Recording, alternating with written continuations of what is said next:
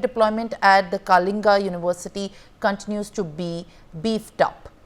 At this point of time, in fact, the additional security deployment at the Kalinga Institute of Industrial Technology in Bhubaneswar for the third consecutive day has been maintained after the Nepali girl student allegedly died by suicide after being harassed by the third-year mechanical engineering student of the university. The accused of, in fact, this incident, Advik Srivastav, has been arrested on 17th of February, and the same, in fact, the custody has been forwarded to judicial probe. The Odisha government has constituted a high-level fact-finding committee consisting of at least 5 security guards, consisting of many in fact senior members from the college as well, where 5 security guards and officials have been arrested so far. Akhil Maharana, my colleague, is joining me live on the broadcast. Akhil, at this point of time, in fact, what we are learning is that the security arrangements have been beefed up. For the third consecutive day, security continues to be heightened at the KEET University campus, where there are concerns raising also on the protest by the Nepali students. What remains to be now the kind of scenes and the environment at the university?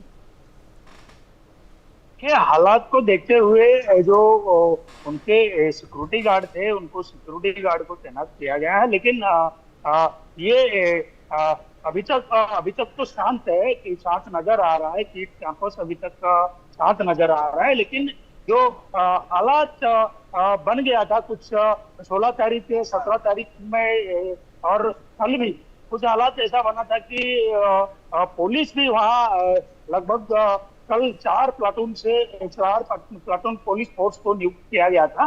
और फिलहाल अभी तो जो परिसर है शांत नजर आ रहा है, लेकिन परिस्थिति को देखते हुए जो कीट प्रशासन है, कीट प्रशासन अपने जो सिक्योरिटी गार्ड को तैनात किए हैं और पुलिस भी डिप्लॉयड हुए हैं। लेकिन जो मामला जब ये एक छात्रा की मौत हुई हॉस्टल में हो जाता है, हॉस्टल में होने के बाद कुछ नेपाली छात्रा उसको लेके, जांच को लेके प्रोटेस्ट करते हैं और प्रोटेस्ट करने लगते हैं, और यहीं तक सिचुएशन हो जाता है कि उनको रास्ते पर आगे बैठना पड़ता है। और कई घंटे बैठने के बाद जो कीट यूनिवर्सिटी के अथॉरिटी है उनको समझाने की कोशिश कर रहे थे। समझाने की कोशिश करने के बावजूद जब उन्होंने माने नहीं, तो एक नोटिस के जरिए उनको यहाँ से